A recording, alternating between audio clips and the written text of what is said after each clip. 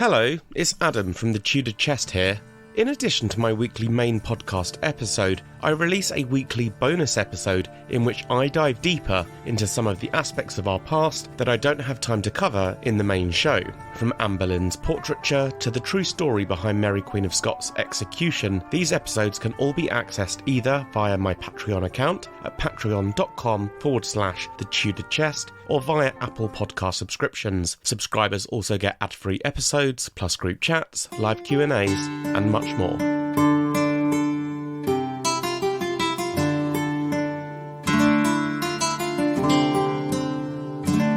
Easily one of the most prominent families from Tudor England were the Poles. The Poles belonged to the old guard of the English nobility. In fact, they were more than mere nobility, they were arguably royal. The family matriarch was Margaret Pole, Countess of Salisbury, a niece of two of England's kings, Edward IV and Richard III, and yet relatively late into the reign of King Henry VIII, the elderly countess, aged 67, old by the standards of the time, would suffer one of the most infamously botched executions at the Tower of London. 18 months earlier, her eldest son and heir had also had an appointment with the block. Her youngest son was imprisoned, having been instrumental in the downfall of his own family, and her second youngest son, Reginald Pole, was safely ensconced under the protection of the Pope. All that remained of the great Pole family was the Countess of Salisbury's daughter, Ursula. Ursula has flown under the radar ever since. Seldom explored or discussed at any great length, she was nonetheless one of the most fascinating figures from the time, and it was also in Ursula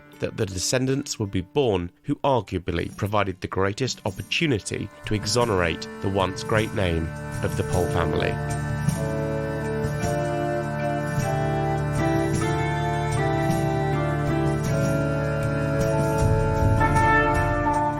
Welcome back to the Tudor Chest Podcast, Episode 14, Ursula Pole, Baroness Stafford, the Forgotten Plantagenet Daughter.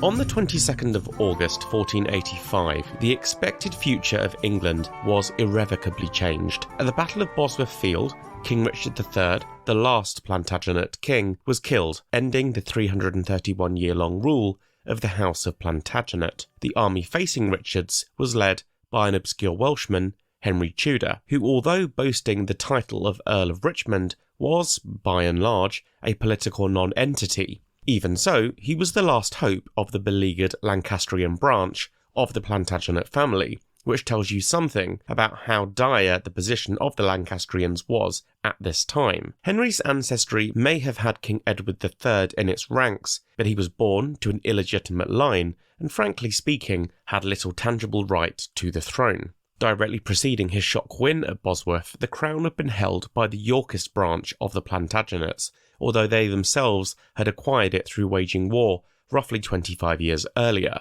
When Henry VII became king, it would spark a monumental shift in the political powers within the English royal court, and naturally place suspicion on anyone who remained who shared a close blood bond to the fallen king.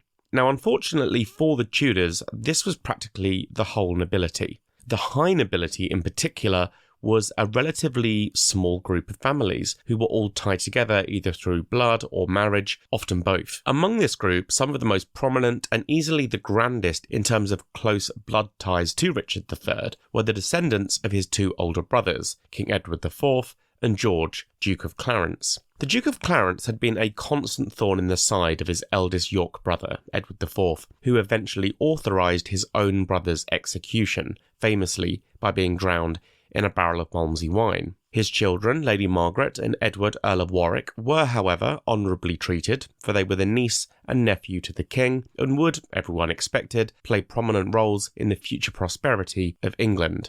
This hope was soon dashed, for following Edward IV's untimely death and the brevity of Richard III's own reign, lasting just 2 years, the Tudors took over, and immediately anyone of strong Yorkist blood posed a threat. Following the mysterious disappearance of Edward IV's sons in the Tower of London during King Richard III's reign and the premature death of Richard III's only child, also a son, just one further boy from the male line of the Yorks remained, Edward, Earl of Warwick, the aforementioned son of the Duke of Clarence. Edward and his sister Margaret and their 5 female cousins, the daughters of Edward IV and Elizabeth Woodville, were thus the most pure-blooded living remnants of the York dynasty left in England, although there were countless other Yorkists floating about, albeit from more junior branches. Henry VII's own right to the throne was, at very best, tenuous. He was a great-great-grandson of John of Gaunt, which gave him some royal blood, but it was both via an illegitimate relationship and it passed through the female line, a technicality which made his bloodline just less desirable, basically. Moreover, although Henry VII's ancestors, the Beauforts, were eventually legitimised by King Richard II, at the same time it was made clear that they could not inherit the throne. Henry VII's marriage to Princess Elizabeth of York, the most senior remaining Yorkist, was therefore imperative in securing both his position and gaining the widest support of both the nobility and the common people. Henry VII and his domineering mother, Margaret Beaufort, would further solidify the rule of the Tudors by marrying off the rest of the York princesses to trusted Tudor loyalists, but they went a step further with regard to Edward of Warwick, for he was promptly imprisoned in the Tower of London despite being a boy of just 10. Sadly, he would never leave its walls. Margaret of Clarence's husband was Sir Richard Pole, a minor member of the gentry who was a half-cousin to Henry VII. Margaret was 14, her husband-to-be was 28. Margaret's marriage at 14 was not uncommon in Tudor England, particularly for the nobility, but it was still deemed young for childbirth. It is unsurprising, therefore, that Margaret and Richard did not begin having children straight away, but waited until Margaret was older, with their firstborn, Henry, arriving in 1492, when Margaret would have been aged approximately 19. A year or two later, a second son, Arthur, followed. Margaret naming her 2 sons Henry and Arthur must surely have been to honour the new king and his firstborn son, Prince Arthur. When Prince Arthur was formally installed as Prince of Wales, his household was at Ludlow Castle, and Richard Pole was appointed as his Lord Chamberlain. This elevation to what was in effect the prince's chief advisor came with great prestige, and as such Margaret Pole was required to retire from her duties to her cousin, Queen Elizabeth, and instead join her husband in helping to govern Prince Arthur's own mini-court of his own. Margaret and Richard were granted the rights to Staunton Castle in Staffordshire, which was located close to the prince's central base at Ludlow. It was likely in the mid-1490s that Margaret gave birth to her 3rd child, this time a daughter, Ursula. We can only guess at when she was born, for sadly no exact date of birth was recorded. This was not uncommon even for the nobility. It was also at Staunton that Margaret gave birth to her 4th child and her 3rd son, Reginald, in 1500. Lady Margaret Pole, as she was now formally known, had settled into her life as the wife of a prominent member of the king's inner circle. It gave her security and it gave her position, but not nearly as grand a position as would have been expected when she was first born and being brought up. To put it into perspective, Margaret's husband's incomes from the couple of properties that he was given amounted to about £50 a year, which by modern standards is roughly £33,000. Margaret's father's income was around £6,000 a year, or £4.5 million today. So the expectation that Margaret had growing up, the riches that she had growing up, were not reflected in the marriage that she was given. One thing that Richard Pole did at least do was provide safety, and Margaret returned this with an ample brood of children, including a 5th child and a 4th son, Geoffrey. Disaster struck sadly, however, in 1504 when Richard suddenly died, just a few months after the birth of Geoffrey Pole. From being one of the most important women in the country, Margaret now found herself on the fringes of the court, with little money and a large household to maintain. As a widow, she did not inherit much from her husband's already minimal estates, and would eventually have to resort to taking sanctuary in a house of religion. This was commonplace among noble widows. Indeed, Margaret's aunt, the Queen Dowager Elizabeth Woodville, spent her final years at Bermondsey Abbey. Contrary to the depictions of Margaret Beaufort as being cold and difficult, made more acute through the work of Philippa Gregory, she actually looked out for Margaret Pole and her children, as evidenced through her household accounts, with regular payments to support Margaret Pole being recorded. The earliest record of this comes from May 1505, 7 months after Sir Richard Pole's death, when it is recorded, items delivered unto Dame Margaret Pole. Later, costs and exhibitions of Mistress Ursula Pole were also included. During Margaret's time at Ludlow with her husband, she had become close to Prince Arthur's wife, the Spanish princess Catherine of Aragon, despite the fact that Margaret's brother, the Earl of Warwick, was put to death on the orders of Henry VII when it became clear from the Spanish court that they would not agree to sending Catherine over to England until the most potent threats to the throne were dealt with. Despite what was likely an inauspicious start, therefore, Margaret Pole and Catherine of Aragon actually became great friends, a friendship that would last for the duration of their lives. It was also, therefore, all but guaranteed that Margaret and her children would play a role at the royal court when Henry VIII ascended to the throne, for he had promised to marry Catherine, his late brother's widow, when the time came. Following the death of Henry VII in 1509, the new king, Henry VIII, kept his word and married Catherine not long after. Margaret Pole returned to the court and was given a place of honour in the Queen's household. Shortly after, possibly with the encouragement of Queen Catherine, Margaret approached the king and requested the return of her lands and titles, which had fallen into the crown's hands following her brother's attainder.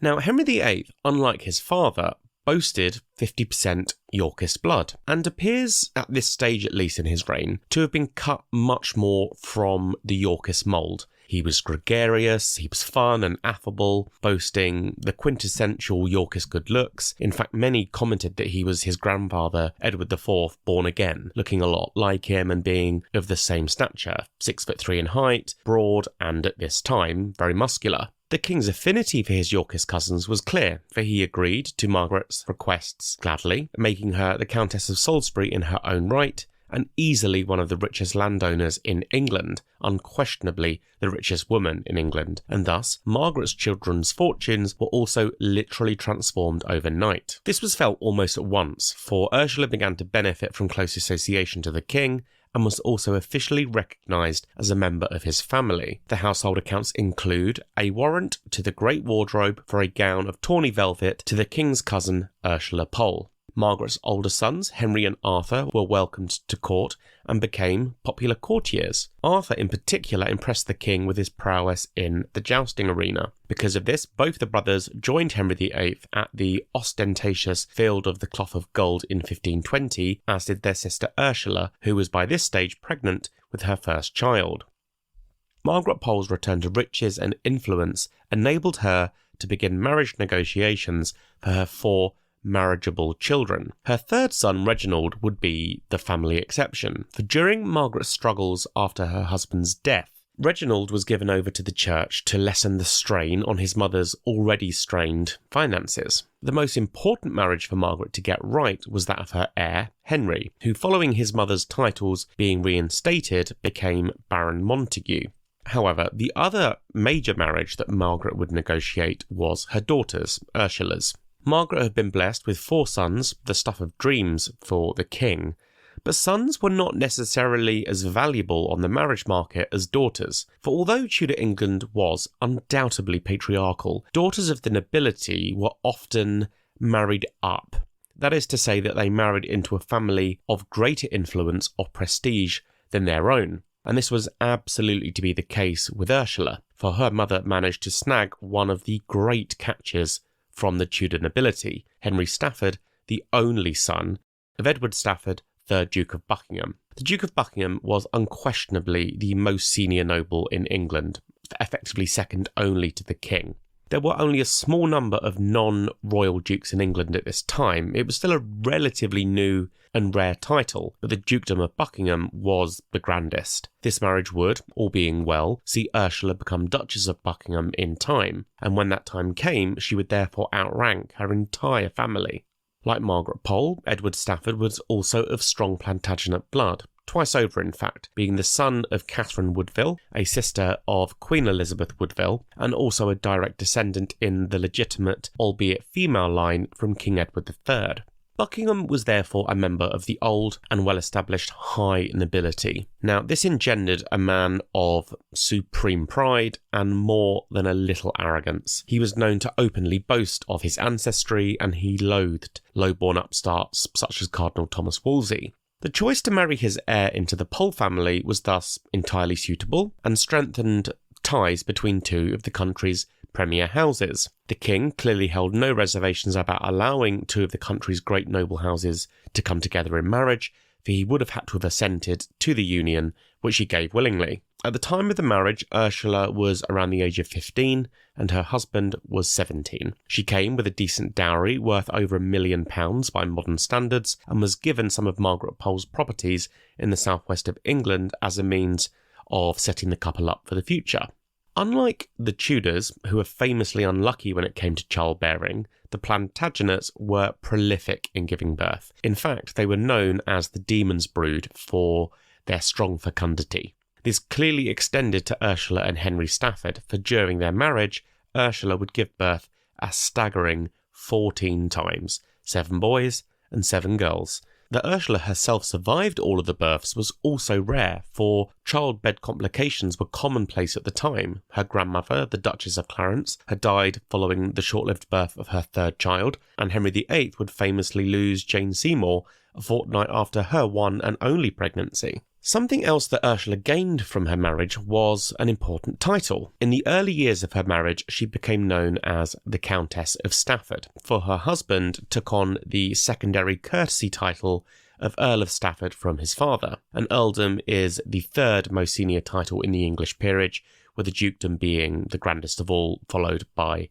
a marquisate. Sadly, Ursula would not have the use of her countess title for very long. In April 1521, the Duke of Buckingham was arrested on a charge of high treason. Although Edward Stafford was known for his pompous manner and eagerness for those around him to accord him every respect as a duke from royal stock, whether he was actually ever truly guilty of the accusations against him is difficult to pin down. According to the evidence brought forward, the origins of his downfall laid in the failure between Henry VIII and Catherine of Aragon in producing healthy sons. It was said that once it became clear that the King and Queen's union would not provide a healthy male heir, talk sprang up as to who would be the natural Tudor successor. And according to Buckingham's servants, the Duke considered himself to be the natural choice. Buckingham's disgrace was immediately problematic for the whole Pole family. The family heir, Henry, found himself imprisoned alongside his father-in-law,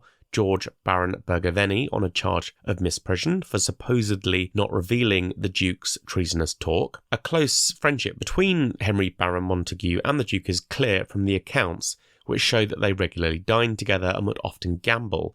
In fact, on one occasion, the Duke was forced to pay Henry Pole the costly sum of £65, roughly £35,000 by modern standards, for losses in a card game. Arthur Pole had also had a brush with the law when he found himself ejected from court for asking a friend to try and intercede for the Duke, and Margaret Pole, who had been a governess to the King's daughter, Princess Mary, was dismissed from her service. The negative effect was, of course, the greatest for Ursula, for her own glittering future now appeared to be in tatters. With the Duke's attainder, all of his lands and many, many titles reverted to the crown, which robbed Ursula and her husband of their income and livelihood. This must have been an almighty shock for Ursula to grapple with. She was the daughter of a royal countess and the daughter-in-law of a duke, and had become used to having the best of everything. Her wardrobe accounts feature an extensive number of costly items, including damask and ermine fur, the latter of which was almost exclusively restricted to the very top of the nobility. For the time being, however, all of that would have to go. She would have to go back to living a much simpler life and hope and pray for better times. Her mother would of course be able to help them out, both financially but also for moral support, for had Margaret not found herself practically penniless and managed to win it all back. This was proven to be the case, for only a year after the Duke's execution, Ursula and her husband were given a smattering of lands in Stafford, Chester and Shropshire, lands that had been revoked in the late Duke's attainder. Whilst the return of these lands and houses was obviously very welcome and enabled the Staffords to live a comfortable existence at the start, their ever-expanding nursery of children soon ensured that they outgrew their means. The family's outgoings simply could not marry up with their incomings. This was not uncommon. The nobility often lived well beyond their means, but for the Staffords it was becoming increasingly dire.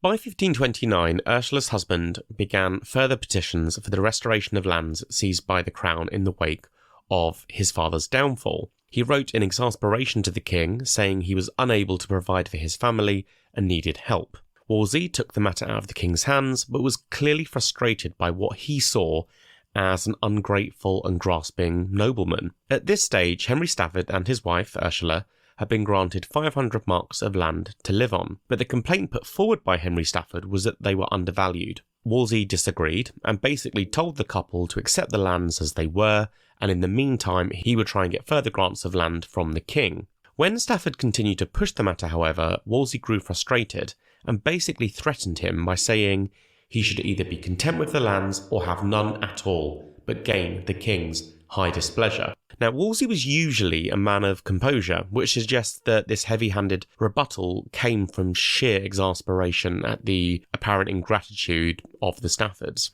The Pole family, like the other White Rose houses, were both religiously conservative and committed to Henry VIII's first wife, Catherine of Aragon, and by extension were therefore very loyal to the interests of Princess Mary. As such, they were greatly against the king's decision to part from Catherine and marry Anne Boleyn. Although ostensibly loyal, for Henry Pole, Baron Montague was part of the group that Henry VIII gathered together to help him achieve a separation from Catherine, the family's true feelings were very tied to Catherine's interests, and they also wanted to maintain a strict adherence to the Catholic faith and the Pope in Rome. Reginald Pole, who had been living in Italy for much of his adulthood, was another member of the family that the king turned to in hoping to secure the annulment that he so desperately craved. Reginald initially suggested that he would conform to the king's wishes, but that was until the separation from the Catholic Church and the papacy. Henry VIII famously achieved his marriage to Anne Boleyn by simply deciding that his marriage to Catherine of Aragon had never been valid, and yet, just 3 years later, Anne Boleyn would be dead on the executioner's scaffold. The Pole family had perhaps hoped that with the death of the Great Whore, as many called her, that the king would return to reason and sense. This was not to be. He remained dogmatic in his attempt to solidify the Church of England, and shortly thereafter, Reginald finally submitted his findings to the king. Now, rather than receiving glowing praise, Reginald delivered a stinging rebuke of everything that the king had done, calling him a beast and a Nero, the murderer of the greatest men in his kingdom, and so on. The Pole family had undergone a volatile relationship with the king after the Duke of Buckingham's death, only to get back some of that trust. But this attack by Reginald sent the relations between Henry VIII and the Pole family back 30 years. Only Baron Montague, Henry, the heir to the Pole name, was unequivocally welcome at court. For Margaret, although not outwardly barred by not having a formal role, in effect had no role to play at court, Geoffrey Pole had been denied access for poor behaviour, and Reginald was public enemy number one as far as Henry VIII was concerned. Ursula Pole's whereabouts at this time are difficult to pin down. She does not come up in any of the sources, which suggests that she remained out of sight, living a quiet, scandal-free life in the country. She was, after all, not a senior member of the nobility any longer. The loss of what would have been her husband's dukedom robbed the couple of senior court rank, and so her presence at the royal court was not needed. She was also, as I referenced earlier, almost perpetually pregnant. Her firstborn, Henry, died in infancy. The couple's next child, Dorothy, came along in 1526, to be followed up by another son who they also called Henry. And now I know that sounds a bit weird, but it was actually quite commonplace at the time, for there were far fewer names in use, and infant mortality was something that nearly all families expected to experience. During the reign of Anne Boleyn, Ursula gave birth to 2 more sons, Thomas, who came along in 1533, and Edward in 1535. Although we do not know where Thomas was born, Edward was recorded as being born at Stafford Castle, which tells us that this is where Ursula and her husband spent much of their time. Ursula would give her husband 3 more sons in a row: Richard, Walter and William. Unfortunately, we have little to no information to pinpoint where they were born, save an estimated year of birth for Walter of 1539, which would place Richard's birth between 1536 and 1538. The couple would then go on to have 4 daughters: Elizabeth, Anne, Susan and Jane. Ursula's friendships are something which we can only guess at, but what is clear is that she was very close to her sister-in-law Elizabeth Stafford. Elizabeth was the firstborn child of the Duke of Buckingham and was married to Thomas Howard, the 3rd Duke of Norfolk, the uncle of Queens Anne Boleyn and Catherine Howard. Elizabeth and Thomas's marriage was one of the most unhappy in the English nobility, with accusations of intense violence against the Duchess at the hands of her own husband. She would famously act against the rise of Anne Boleyn as queen, despite Anne being her niece, which, given the Pole family's politics, was likely a cause of bonding between Ursula and the Duchess. That a warm relationship existed between Ursula and her sister-in-law is evident from the bequests given after the Duchess of Norfolk died. In her will, she affectionately referred to Ursula as Sister Stafford and left her all of her jewellery and apparel, as well as a French hood and a velvet-covered riding saddle. Ursula's family loyalties were once again challenged in 1537 when the Pilgrimage of Grace, the biggest domestic uprising in Henry VIII's reign, broke out. It would eventually lead to a period known as the Exeter Conspiracy, which all but decimated what remained of Ursula's one-time grand and large family. The Pilgrimage of Grace had begun in the Midlands, but soon spread across much of the north of England, and at its core was a relatively peaceful protest against the major changes that had taken place across the churches in England. Both Henry Pole and Geoffrey Pole were ordered to provide men from their own retinues to fight against the rebels, which it was hoped would counterbalance the activities that Reginald was planning to do in support of the pilgrimage. In the end, the rebellion was crushed before Reginald could even muster troops. However, despite the Pole family's assurances of their loyalty to the king, they did maintain regular contact throughout this time with Reginald. Now, they were close family, so that wasn't strange, but nonetheless it did have the scope to open up the Pole family to further suspicion.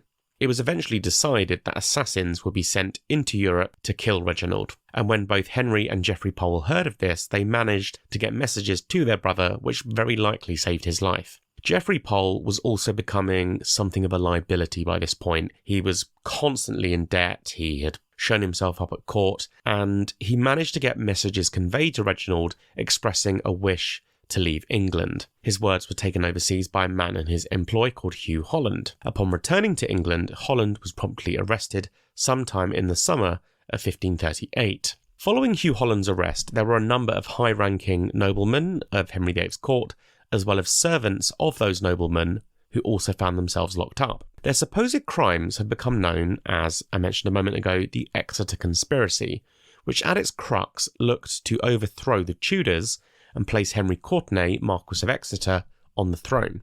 Now, whether it was ever a genuine conspiracy or merely gossip between people that was then inflamed by Cromwell is really difficult to say.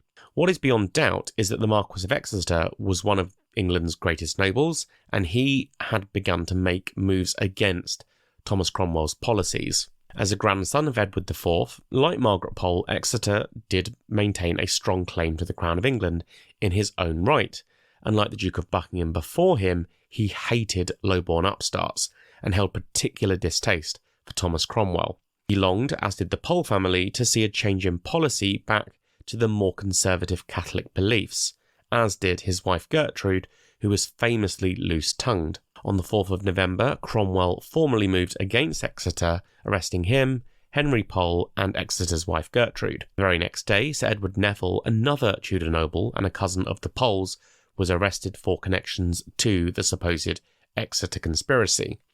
By the 4th of December, the Marquess of Exeter, Henry Pole, Geoffrey Pole, and Edward Neville had all been tried and convicted of treason.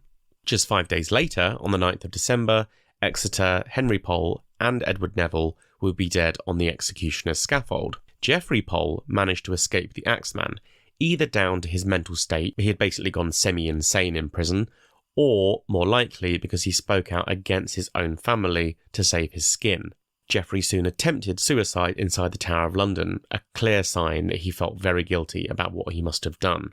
A few months later, Ursula's aged mother, Margaret, the Countess of Salisbury, also found herself attainted for high treason. She had been under house arrest at the Earl of Southampton's home in Hampshire for 6 months, before being transferred to the Tower of London sometime in the summer of 1539. Unlike her sons, for whom there was at least some evidence that they had said things that could be deemed as treasonous, Margaret Pole appears to have been judged merely by association. Hard evidence against her was lacking when it came to building a case, and so in all probability, Thomas Cromwell concocted evidence or had it twisted. When the Act of Attainder was read out against Margaret Pole, Cromwell produced a tunic which he had supposedly seized from amongst Margaret's goods. The details of the tunic were explained in a letter to another of the White Rose families, the Lyells, in which it was said, "There was a coat found in the Countess of Salisbury's coffer, and by the one side of the coat there was the King's Grace's arms of England, that is, the lions without the fleur-de-lis, and about the whole arms was made the pansies for Pole and the marigolds for the Lady Mary. And betwixt the marigold and the pansy was made a tree to rise in the midst, and on the tree a coat of purple hanging on a bough, in tokening of the coat of Christ, and on the other side of the coat all the passion of Christ. Pole intended to have married my Lady Mary, and betwixt them both should again rise the old doctrine of Christ. This was the intent that the coat was made, and it is openly known in the Parliamentary House, as Master Sir John Speke showed me, and this my Lady Marquess, my Lady Salisbury, with divers others, were attainted today by Act of Parliament." The discovery of the tunic was certainly convenient, and it was only discovered 6 months after Margaret's household was searched following her arrest. If the item was genuine, then surely it would have been spotted earlier, particularly as the royal arms had been woven into it. However, equally, Margaret's household was enormous. She had homes across practically the whole of England, and one tunic could be easily forgotten about. Margaret Pole's attainder was duly passed, and she was sentenced to death. We have no insight into what Ursula felt at this time or what her actions were. She would of course have been aware of what was going on and must surely have been utterly heartbroken. Her eldest brother was executed.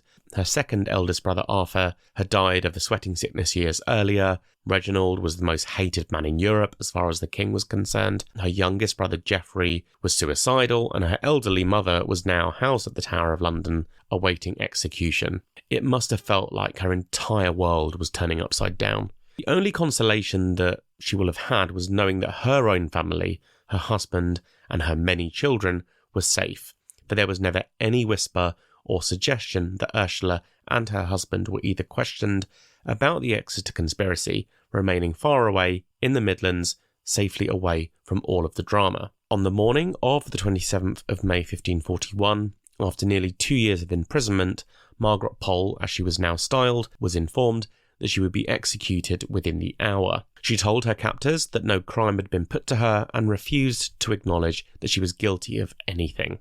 Shortly after, she was led to a block on Tower Green to be beheaded. Margaret's execution has become infamous for its supposedly bungled nature. Now, whilst I see no evidence to support the story of Margaret running around being literally hacked apart, it is clear that the execution was nonetheless botched, requiring several strikes of the axe to sever her head. With the death of Margaret Pole, the figureheads of Ursula's family were now gone. Ursula would spend the rest of Henry VIII's reign living quietly, away from the court, bringing up her large brood of children. In January 1547, the king died, a bloated, angry tyrant. He left behind a depleted treasury, a shockingly poor legacy of failed attempts to recoup lands in France, and major infighting amongst his nobility. He also left behind just one son and 2 daughters, a son who at the age of 9 became King Edward VI. It was under the new king, however, that Ursula Pole's life took a definite upturn, for in the first year of the boy king's reign, Henry Stafford petitioned Parliament for a restoration of his former wealth and properties, and in 1548 he was summoned to Parliament on the orders of the king, from where he was made Baron Stafford, making Ursula Baroness Stafford. It had taken 26 years, but finally the Staffords had a title back. Throughout the reign of Edward VI, Ursula and her husband would spend a lot of their time at court, but never ascended beyond their barony title, and as such they were not regarded as particularly consequential to the day-to-day running of the country. There was no place on the small council for Henry Stafford, for example.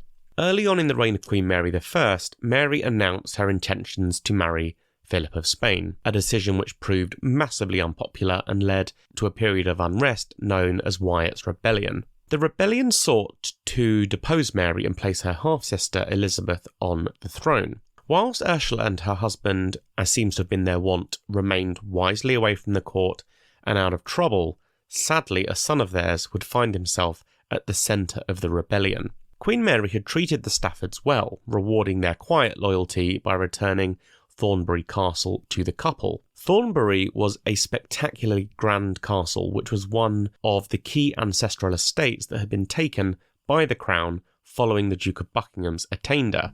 Unfortunately, Thomas Stafford, Ursula and Henry's third son, placed a major strain on the relationship between Ursula and the Queen, for Thomas became involved in Wyatt's rebellion. In the wake of Wyatt's defeat, Thomas was imprisoned at the Fleet before making an audacious escape from the prison and over into France. He was soon captured and subsequently beheaded for treason on the 28th of May, 1557. It isn't difficult to assume that thereafter the relationship between Ursula and the Queen would have been frosty. Ursula's long-absent brother, Reginald, returned safely to England during Mary's reign and would become her closest advisor. He died just hours after his royal mistress on the 17th of November, 1558. All that now remained of the core Pole family was its quietest and least controversial figure, Ursula. She and her eldest daughter managed to become the Pole family's greatest survivors, the latter being a highly popular figure at the court of Elizabeth I. They were not completely alone, for another descendant of Margaret Pole's also found great favour at the court of the last Tudor sovereign. Henry Hastings, 3rd Earl of Huntingdon, was a grandson of Henry Pole and was high in favour with the Queen. Ursula lived to witness the last Tudor monarch ascend to the throne, dying in 1570, 12 years into the reign of Elizabeth I. She was 66 years old. Ursula's eldest daughter, Dorothy, was a great favourite of Queen Elizabeth, serving as mistress of the robes. She also became loosely related by marriage to the Queen, for Dorothy's husband was none other than Sir William Stafford, the widower of Mary Boleyn, the sister of Anne Boleyn, the Queen, Ursula's mother, so detested. Were she alive to see it, Margaret Pole would have held great displeasure at her granddaughter Dorothy's religion, for she and her family adhered so firmly to the new Protestant faith that during the reign of Queen Mary they actually fled England, living in exile in Geneva before returning to England once Elizabeth had safely come to the throne. Dorothy reached a great age for the time. She died at the age of 78 in September 1604. She's buried in great splendour at St Margaret's Church, Westminster Abbey. The inscription of her tomb reads, "Here lieth the Lady Dorothy Stafford, wife and widow to Sir William Stafford, knight, daughter to Henry Lord Stafford, the only son of Edward, the last Duke of Buckingham. Her mother, Ursula, daughter to the Countess of Salisbury, the only daughter to George, Duke of Clarence, brother to King Edward IV. She continued a true widow from the age of 27 till her death. She served Queen Elizabeth 40 years, lying in the bedchamber, esteemed of her, loved of all, doing good, all she could, to everybody, never hurt any, a continual remembrancer of the suits of the poor. As she lived a religious life, in great reputation of honour and virtue in the world, so she ended in continual fervent meditation and hearty prayers to God, at which instant, as all her life, so after her death, she gave liberally to the poor and died, aged 78, the 22nd of September, 1604, in whose remembrance Sir Edward Stafford, her son, hath caused this memorial of her to be in the same form and place as she herself long since required him." Now, although her grandmother would have struggled to accept Dorothy's Protestantism and the fact that she served not Mary I but Elizabeth I, Margaret Pole would surely have approved of and taken great pride in the sentiments seen in this inscription. It shows that her daughter Ursula's eldest daughter Dorothy was the perfect representation of what it meant to be a Pole, what it meant to descend from the great house of Plantagenet. Despite Margaret Pole having 4 sons and countless grandsons, the Pole name, like the family themselves, died out. It is the delicious irony, however, that it was Margaret's often overlooked daughter's line that emerged the individual with the scope and the authority to commemorate his hugely important forebears. And so that brings me to the end of this week's episode of the Tudor Chess Podcast. Thank you all so much for listening. With the news now out that Wolf Hall Season 2 is in production, I think it's only prudent to dive into the life of its main character, Henry VIII's controversial Chief Minister, Thomas Cromwell. Look out for that next Thursday, and in the meantime, to access all my bonus episodes, head to my Patreon account or sign up via Apple Podcasts. Thank you again, and speak soon.